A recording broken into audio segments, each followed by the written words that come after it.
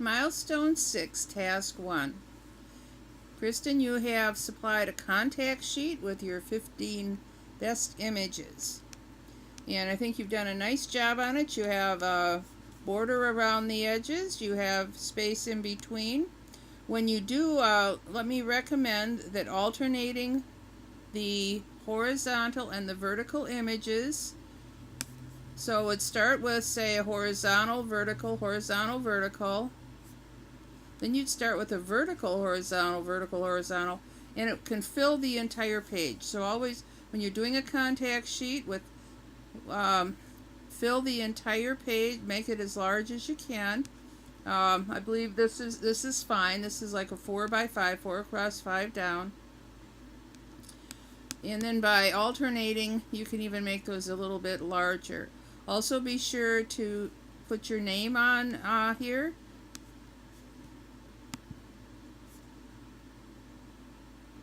So use the identity plate for that. Let's look at your book design.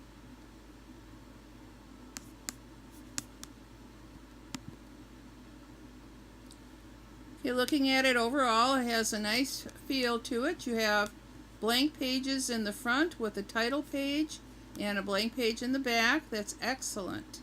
Come in a little closer. You also left You have a front cover and a back cover. You do need a title on the front cover. So the title and your name. You have a title page here, which is fine, but you also have to have it on the actual cover. And then you have your title or your captions kind of like a writing, which is nice, okay? You may want to even not put it so close to the bottom, have it up a little bit higher so that it's a readable situation. It's good when you have two images on one page next to the other, that they would have the same template or aspect ratio. So why don't you try to, these are the little things, put them so they're exactly the same size on that page. This is a nice combination. One of the problems with putting your title right on the image, however, is that it's kind of a distraction. So in some cases, it's better to leave a border, make the image smaller and not bleed them off the sides. Although it has an interesting look. This is a nice one with the eggs. It's hard, I can hardly read when I make it big enough to read.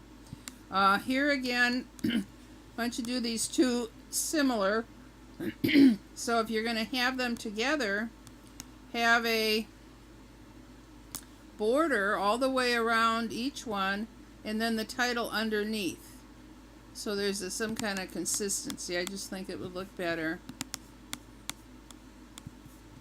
I think these work well together. Again, putting the title off the image so it's not a distraction. Or again, leaving a border. Then you have an ending. So you have a really nice book put together. I just think if some of these finishing touches could be really helpful. And then I wanted to talk to you about this one, where you have the caption on the top and looking at kind of a bird's eye view, and then kind of in the center here. I think that's an interesting way of presenting, and I rather like that. It seems to work well with those two images. Use proper grammar. Old mailbox I saw on my drive, okay? Or old mailbox seen on my drive, but get rid of the I. Probably old mailbox on my drive around the neighborhood. From my drive around the neighborhood. In my drive around the neighborhood. Okay. Little editing. So Good job on this. Just a few tweaks because you want to have this book, and you can actually have this printed, you know. So it's a nice memory of the class and good for your portfolio. So do what you can to kind of clean it up or make things work just a touch differently. Any questions? Let me know.